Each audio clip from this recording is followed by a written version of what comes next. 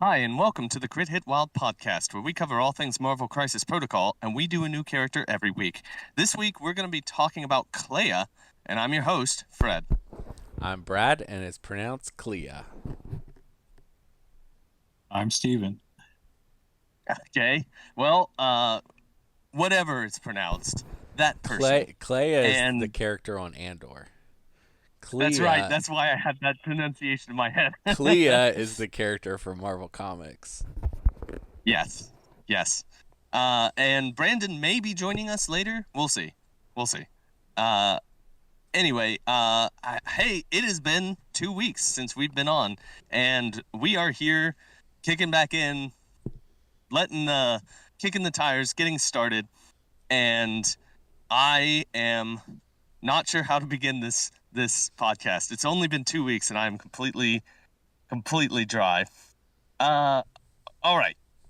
I think the first thing that we do is we talk about AMG news, and that is nothing. There's no AMG news. I guess they have released a few product information packets about Shatterpoint things and Legion things, and neither of those are in the purview of this podcast. So, oh well, we'll not talk about those very much. So let's talk about upcoming events. So coming up later this week, on Saturday the oh no, that's not right. Saturday the 19th, there is going to be a tournament at Lost Legion Games and Comics in South Charleston, West Virginia. That is going to be the next Appalachian Cup qualifier.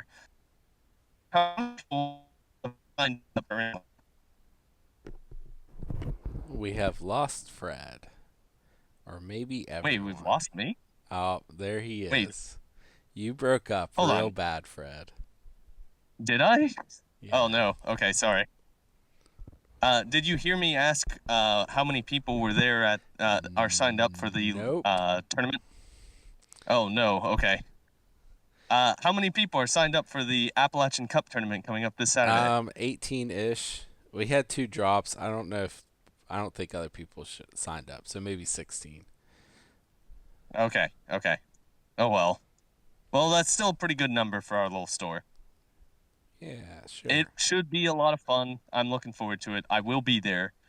Uh, all right. Well, then coming up next month on August the 16th, that is the next Akron Brew Brawl. This is also going to be an Appalachian Cup qualifier, and I am signed up for it. It should be a blast. I'm looking forward to it a lot. Then, after that, is on the 23rd and the 24th of August, is the Utah Cup in Farmington, Utah. That is a 2-day event. The first day will be a gymnastics tournament, and the second day will be the normal tournament. It sounds like it'll be a lot of fun. It's a large event, and it is at the Farmington Sports Arena. So if you are in the area, head on down there. That should be a lot of fun. Okay, those are Fred, you're going, right? to Utah. Sure. I have no plans to attend. Unfortunately, that is a little bit further away than I'm willing to travel. How about you, Steven? You travel quite a bit. Yeah, but unfortunately, I cannot squeeze that one in. Right. Okay. Well, let's move on to games that we have played recently. So I played a few games this past week, but as I understand it, Steven, you attended a tournament at the Mighty Meeple. Do you want to talk about that? Yeah, sure. Mighty Meeple, just a standard event, 3 rounds, one day. Tim Heron ran the event. He always runs good events as far as I am concerned, which I've only been to two, but needless to say. Um, so we started off the day at about 11 o'clock, and my first opponent was Tyler, and he was running a old school Red Skull Cabal list. So we ended up on Unexpected Guest and Deadly Meteors, and we played 17 because, well, they were both 17, didn't have a choice. He ran Red Skull, um, Winter, the Winter Soldier Operative, Baron Zemo, and the new King Black Bolt, which I had never played before, and I was deathly scared of it. And I was running my Spider Foes, and in that I took Green Goblin, of course. I took Elektra, Hood, um, Doc Ock, and Lizard. And I had some tech that I was going to try out in this tournament, and the jury's still out on it, but I will get to it in a moment. Needless to say, Hood and Lizard were taking on King Black Bolt, but they stood around longer than I expected, which was good. So that kept them busy while the rest of my crew got to work on the other baddies in the list. Ended up winning this 17 to 15. The tech I was talking about was that I actually ran Venomized on Hood, which Oh, if you weird. the well, the problem with Hood is that he can heal everybody else but himself. So what I did was usually on his rapid fire he gets if he gets two shots, it's no big deal to then use an action to go into Venomized because you basically made two attacks anyway, right? Okay. And then on his other side, he does have a charge, which is action compression. But the tech is that on his normal side, he can always default to his the Mystic Cloak ability, so he doesn't Oh, have the to go on invisibility cloak. right. Or And then yeah. yeah, and then on his demonic side, he's always -2 on the damage he receives. So Venomized is actually pretty good on him. Okay. Okay. That's interesting. I've never thought about Venomized on Hood. It also gives him a 7 dice physical attack that doesn't change on either side. So, Yep. but the person who did the most work was Elektra in this game with her ninjas, just one-shotting people left and right. So, Tyler was a great opponent. Like I said, 17-15. The game was very, very close. So, um, Black Bolt did take out Lizard and Hood, though. So, I mean, it was Yeah. I knew the sacrifice was going to happen, so it was all good.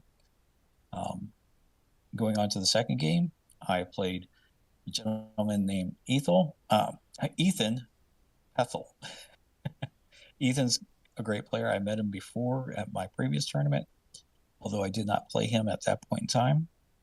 He was playing Guardians, and he ran a pure Guardians list, and we were on scientific samples and superpowered scoundrels, and we went 20. He ran Agent Venom, Yondu, Ooh. Beta Ray Bill, Rocket Groot, and Star-Lord. Okay. So, and then I ended up with the same list I took, except I took before, except I added Mysterio to it. Okay. Okay. One of my favorite characters, of course. Right. How did Yondu do in this game? Not too good because I put all my stealth characters, which were Mysterio and Elektra, against him. Okay. So, yeah, if you got characters that have long range attacks, put your stealth characters in front of them. Make them work for it. So, the game was tight back and forth. Bill was giving me problems. Bill got patched up after I got him down to 1. Just stuff like that. But in the end, on the last round, I was Fred. Uh, you've been subjected to this. I was at 9 points. Do you know what happened in the last round of the Did game? you score the entire field? I scored 7. Uh-huh. Yeah. So you got to 16. Yeah, I did. He got to 13 in the end, but it was a good game. So again, Electra was doing work. She was just kind of. I just like her ninjas because they just hand off an extract and then she goes with her knives and they pop out and they do damage. And of course, it's a 4 dice attack, so it's going to do like 6 damage on each hit. So um, that only happened once, but it just seemed like they were getting success after success. So, and then my last game was against Isaac Morgan. He's the guy I was talking about earlier in cast about being a very, very good Spider-Foes player, and he brought his Green Goblin, so it was a Green Goblin off. Oh boy. And needless to say, I did not win this game. So Oh no. Okay. Isaac's a very good player, and I mean, we ran Alien Ship and Guardians Save Empress, and he ended up winning 16-11. Okay. We had Green Goblin, Lizard, and Mysterio as the same. I ran Elektra and Hood, and he ran Craven and Electro. So, needless to Okay. say, he dove his Craven into my Electro really, really hard, and I learned some new things about playing Craven, so to speak. So, What is and that? he took her What off did the you board. learn? Placement's very, very important. Well, yeah. So, but it was just one of those things where he used his mobility very, very well, and he used his tactics cards very, very, very well. We were tied after the first round, and then in the second round, I actually went up by 1, but in the next 2 rounds, he outscored me 5-2, and then closed out the game. So, just taking Electro off the board and not having that one activation kind of put me behind the 8 ball, and he's a good player, so I can't complain. But went Right. 2-1, and Goblin does Goblin things. That's all I got to say, because he was hitting me with his Goblin rerolls, and I'm like, oh yeah, I know that. So It doesn't feel as good coming from the other direction. no, it does not. So I'm just making my decision whether I want to run goes up your guys' tournament coming up this weekend. So, Okay. but All other right than then. that, it was a great tournament. Great prize support, by the way. Oh my goodness. So I got so many cards, and the one cards that I got that I really, really liked is that they had the whole monster pack done in kind of like the old movie, that old, what do they call it? It's that saturated noir purple, from like monster movies of the past. Okay. I don't know if you know what I'm talking about. I don't think I do. I'm trying to place it in my head. I'll look it up. Uh, what I think you mean. But okay. But it's a very dark tone, kind of like the Werewolf by Night um, Marvel show that was on Disney Plus, the 55-minute version. So it kind of has that vibe, but it's not black and white. It's kind of got like not a sepia tone, but a um, purplish visual purple tone. So very neat, very cool. Okay then. Well, that sounds great. And I'm glad you went 2-1, which is a pretty good showing. If in a tournament where I go 2-1, I consider it an excellent day. Now, of course, you're a better Yeah. player than me, but I might be just a luckier player than you. Yeah, and I hadn't played in 3 weeks or something like that. I mean, it's been a long while, so it was good. It was a good warm up for hopefully what's coming this the coming Appalachian Saturday. Cup. Yeah. Mm-hmm. All right. Well, Brad, do you have any games that you want to talk about? I'm assuming that you do not. No, I do not. I've not played a Okay. game in weeks. I played 2 games this past Thursday, and in my first one, it was against Borka, and I rolled better than I've ever rolled before in my entire life, and that's saying something. And he It rolled sure hot is. garbage. So this was a weird game where I won against Borka, which is a rarity, and it's because my dice were good. I I don't want to say like that is the reason I won, because he would have won this game had I not been just doing 5 damage every 5 dice attack, and he couldn't hit the broadside of a barn. So, my second game though was against CJ. Uh, CJ was playing A Force, which is not the norm for him, but he played very well. He played She-Hulk, Captain Marvel, and 4-threat Captain Marvel, not 5-threat Captain Marvel. He played Gwenpool, Squirrel Girl, and another model that I am blanking on. And we were playing at 20 threat, so we were playing pretty. So it must have been a 2-threat model, and I can't place it in my head. Was it a Clea? And it must have been a Koye. That would make sense.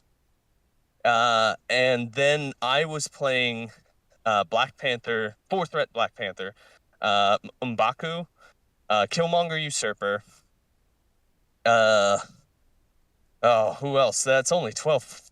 Shang-Chi, and another 4-threat model that was Lady Sif. I was playing Lady Sif in this game.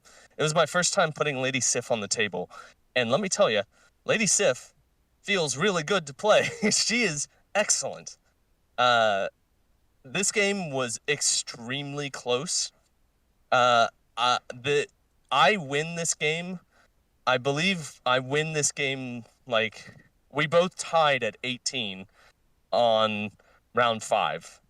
So I end up winning this game by 1 point on round 6 and pulling out the win. And at one point, his Gwenpool dazed my Black Panther, and I dropped 3 hammers when this occurred, and he could only pick up 1. And if he could have picked up all 3, he would have won the game, no question. He would have won the game on round 5, but he didn't have enough power, and so he couldn't pick up all 3, and that means that I picked up the other 2 and stayed in the game. So if he had had extra power on Winpool, that would have been his game to lose. But sometimes that's how it shakes out. Anyway, they were 2 good games, and I'm starting to feel like I'm getting a handle on how Wakanda plays. So I'm feeling a little bit better. I'm still probably going to do very poorly in this upcoming tournament, but I'm starting to learn how this affiliation is actually run. Okay, those are the games that we've played recently.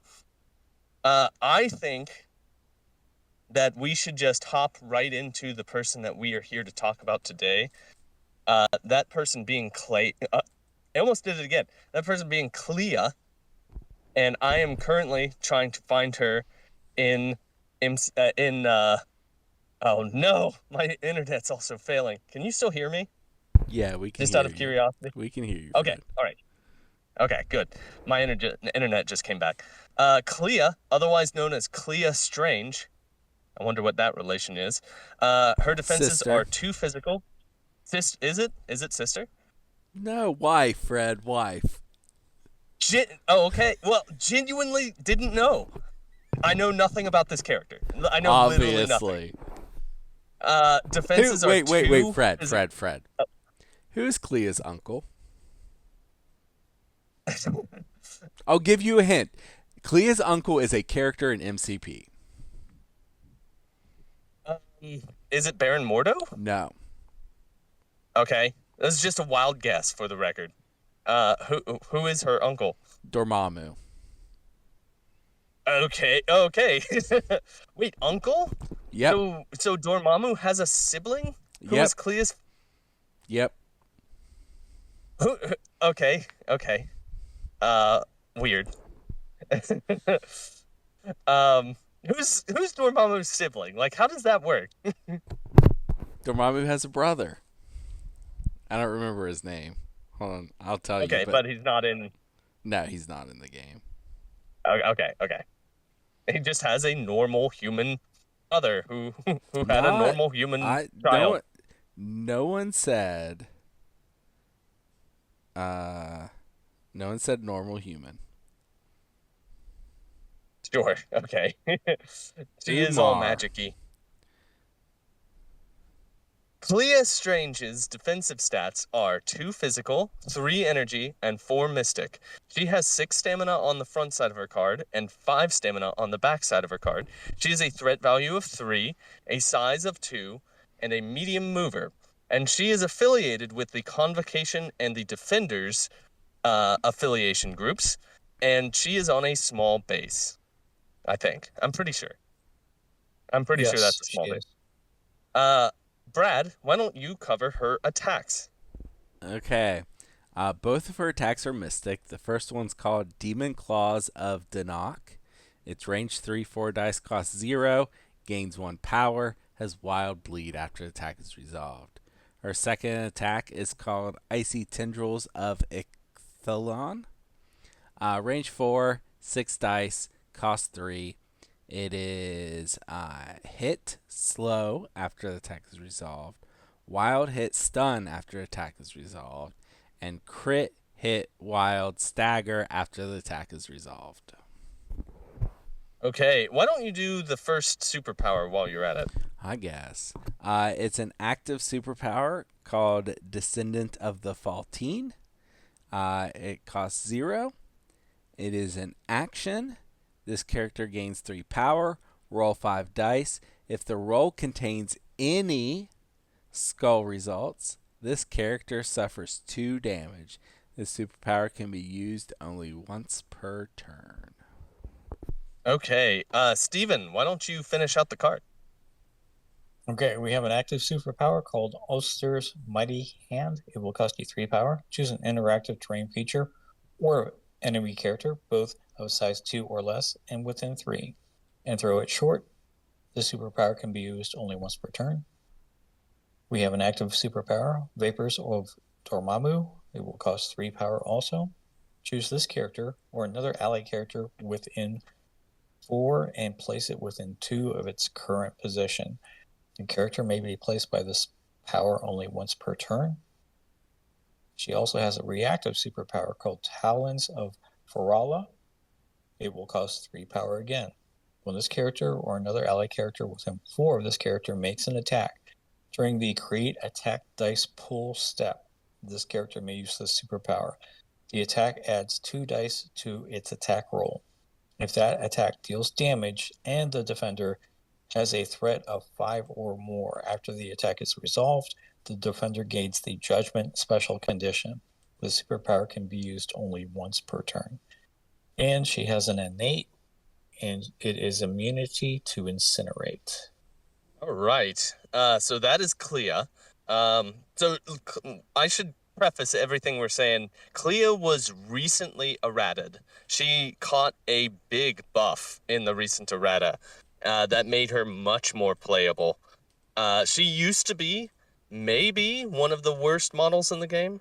I don't think that that's speaking too far out of turn. That may be an exaggeration because that she's probably better than original Crossbones, but she was not good, and she has become much more playable in recent iterations.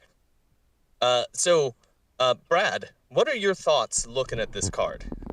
I think she's way more interesting now. They made her triggers a lot easier to hit on the spender, and getting the crit hit wild and staggering is great. The problem is there's other characters who stagger a lot easier. Yeah. Just a 3-pointer that staggers off the top of my head that would be easier to use is Black Black Cat, Cat. who Yeah. for 2 auto staggers. I don't know. Yeah, It and can seems, possibly move. yeah, and it It might be seems able to like get an elusive move. that might be a little bit better if you want. That's Uh, comparing one of the worst models in the game to one of the best models. She is no longer one of the worst models in the game. she's But it's still fine. comparing her to Black Cat, what is considerably one of the best models in the game. So I don't think that's fair. I don't think that's a fair comparison. The Talon superpower is also new, and I really like this design space. Doctor Strange's leadership got this kind of thing too, where she can hunt kaiju, and specifically, unlike I think Doctor Strange's leadership, I don't think it affects this model. She is really good against Immortal Hulk. Huh. It, Okay. Immortal Hulk does not want judgment on him because he wants to make sure that when he dies, he has tons of power so he can heal. And if he's not getting any power from being damaged, it's going to be a lot harder for him to heal when he goes down. That is true. That is very true. So she's like, I think, a really good tech piece if you're having trouble with an Immortal Hulk. So I'd like I to think clarify something about her, about that superpower, about Talons of Faralaw. So this is different than Doc Strange's leadership, new leadership, because Doc Strange's new leadership says if it does damage, or Yeah, if they are size 5 or threat value 5. But this one says if it does damage and yeah. they are threat value 5. Well, So it only affects threat value 5 or greater yeah. models. It's I like that them going after the big guys.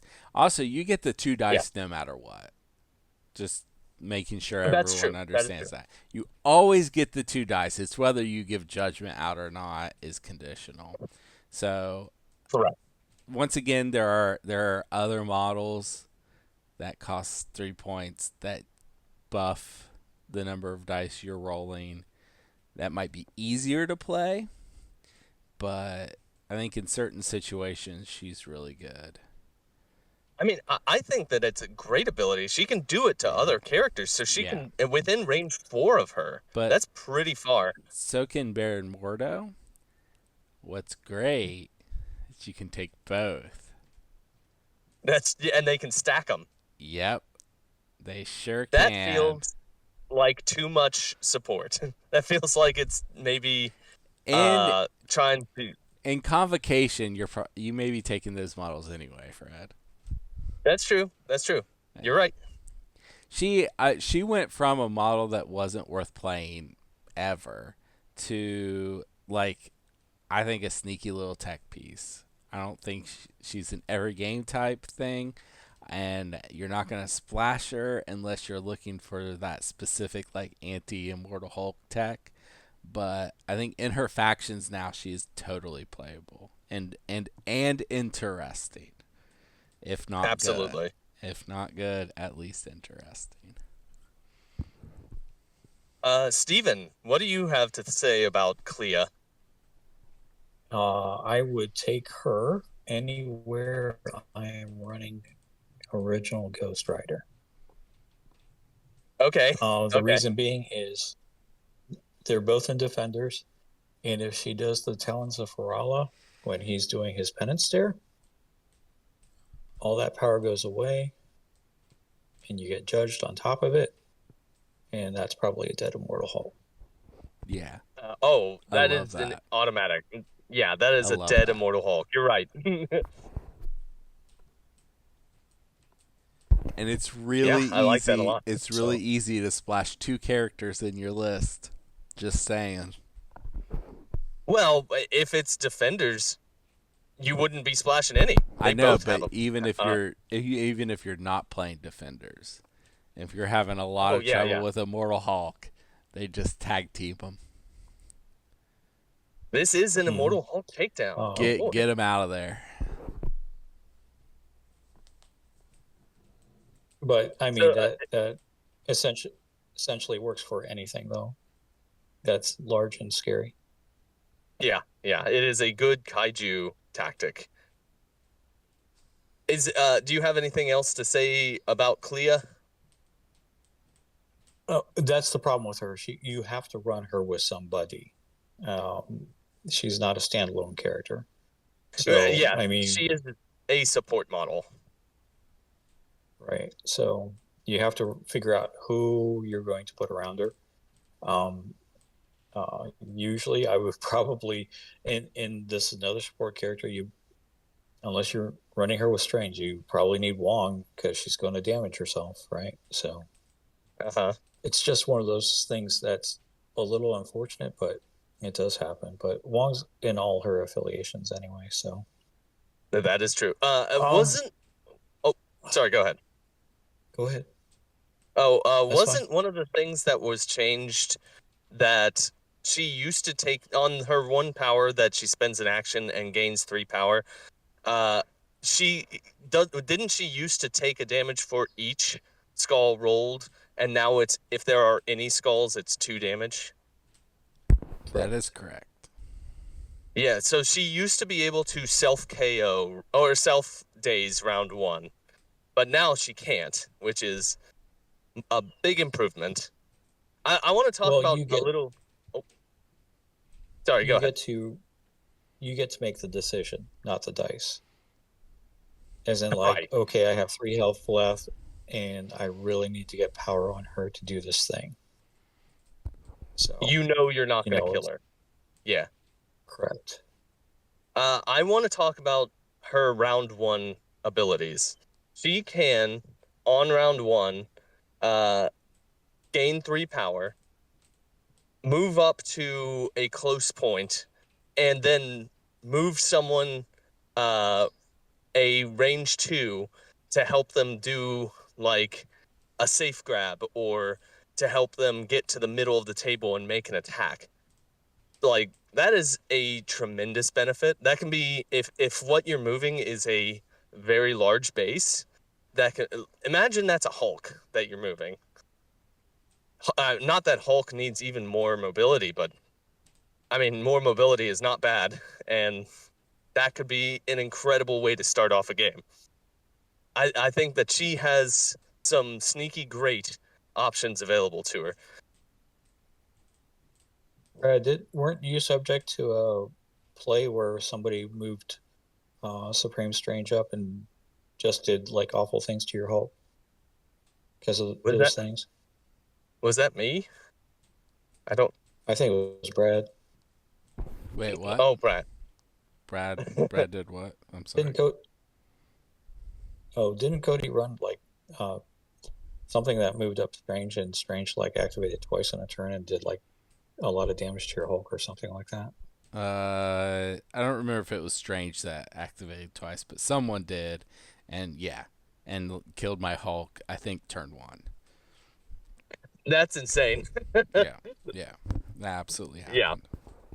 happened. So All right. Well, so she could enact things like that. So yeah, yeah. She has a lot of utility now, I would say. Okay, so Leah, I think that she is a useful tech piece. She has a place in Convocation and Defenders, and there's a world where you splash her. It's not a big world. I don't think you splash her often, but it's not outside of the it's not an insane decision. Uh she was changed much for the better. I think that there's another thing on her card that we haven't mentioned. She has a throw. It's only a size 2, but it's a character throw uh superpower. Those are valuable. and most characters in this game are size 2, so that's a good little bit of displacement that she has on top of everything else. I think that she's pretty solid. I don't think she's outstanding, but I think that she's a character that would be a part of a functional convocation list. I am going to say that I want to give Clea a B, a just gentleman's B, uh, and I'm pretty happy with that. Uh, Steven, what are you going to give to Clea as a letter grade? I think she's a good support. I wouldn't want to put an extract on her, that's for sure. And she doesn't have any team tactics cards to speak of that might define her role. So I'm just at a C plus. Okay, that's absolutely fair. And Brad, what would you like to give her as a letter grade? A C, which is up from what she would have been before, which was like a D plus. Okay, okay. All right then. Well, that is our take on Clea. She's pretty good. I also freely admit that I was maybe a little bit too up on her, but yeah, I usually am in these conversations. Okay, so Brad, do you have any comic books that feature Clea? Sure do. I have two recommendations today. The first one is Strange Tales 126. This is Stan Lee and Steve Ditko. And Doctor Strange goes to the Dark Dimension to stop Dormammu and gets help from an unlikely ally, Dormammu's niece, Clea. It is interesting that Clea does not even get a name in this comic. She doesn't get named till like 20 issues later, but whatever. She's here. This is her first Okay. appearance. Uh, Do we know? Hold on. Do we know anything about her backstory, or was she just like a nope. nameless She was support? just a person living in the dark dimension and helps him. Okay. Okay. And she's given her Weird. backstory later. And then her and Stephen Strange fall in love and they get married. Okay. All right. And then she helps him. I mean, even before they get married, she helps him do his duties as Sorcerer Supreme up until Doctor Strange dies in the miniseries Death of Doctor Strange, which also features Clea but isn't on this list. And then the Strange 2022 series starts. It only lasted 10 issues, which is a shame. This is by Jed McKay and Marcelo Ferreira. And like I said, Stephen Strange is dead. Somebody's got to be Sorcerer Supreme. And luckily, there's someone who knows all about being Sorcerer Supreme, has all the skills and all the knowledge to be Sorcerer Supreme. I'm guessing that that's Clea, It's or is it also someone else? it's also Wong, but Clea gets the job. Oh, okay. They both could have probably done it, but Clea, Stephen Strange's wife, becomes Sorcerer Supreme. Wong helps her, just like Wong helped Stephen, and she protects Earth from all these mystic threats. And this is probably the biggest spotlight that's ever been on Clea. She is the lead person in this comic. She's not just there helping out. Okay. Okay. Well, That's it. That's I'm what I glad got. that she got to be Sorcerer Supreme for a little bit, Yeah, at least. I'm gonna be real mad if we get Clea 2 and it's Clea Sorcerer Supreme. And I've already used this series, but Yeah. Yeah. it is what it Is is. there not a lot to draw from for the No, Clea verse? she's been in a lot of comics, but like I said, she's never really been the star until this comic. Right. Right. So Okay, well, I guess the only thing that's left is my non sequitur recommendation. So I was looking Okay, Fred's intently. Fred's breaking up again. Uh-oh. Why don't you start Can you hear me over, now? Fred? Yeah, why don't you start over? Okay. Well, the last thing that's left is my non sequitur recommendation. And I was looking it up, and apparently Clea was played by Charlize Theron in uh, Doctor Strange: The Multiverse of Madness. I do not remember this at all. It was Like, an after credit scene, Fred. well, that's why I She don't was remember it. she was I in am that so movie for like 20 seconds. jeez, what a waste of Charlize Theron. In what will almost certainly not be a thing. I don't think they're making any more Doctor Stranges. Uh, well, that's disappointing. I did see that movie. I did not watch the after credit scene because I'm sick of after credit scenes. I think they are just a waste of my time. Just put it in the movie if you want to put it in the movie. Okay, well, that's my hot take there. Uh, Charlize Theron is in a lot of great movies. She is an excellent actress. Uh, I am going to say that all of you should watch Mad Max Fury Road. That is probably one of the best action movies ever made. I'm going to say it. I think it's an unbelievable uh, ride. It takes place over the course of maybe 2 days, and it feels like you've gone through an insane journey.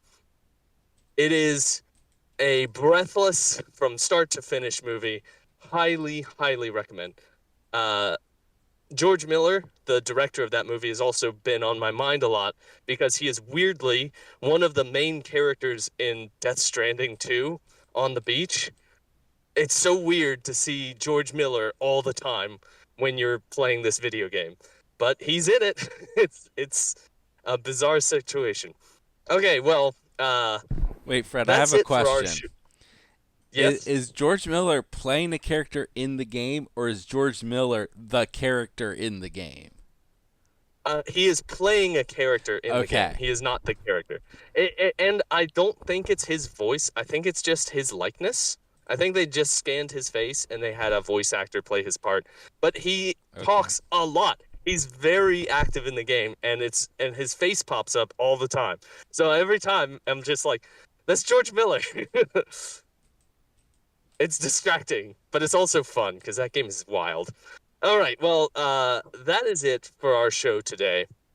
Thank you, everyone, for joining us, and thank you especially to Steven and Brad for actually showing up today. Uh, Brandon, he couldn't make it, unfortunately, so hopefully we will get his take next week. And until that time, I hope that everyone out there plays some great games of Marvel Crisis Protocol and has a wonderful week. Goodbye.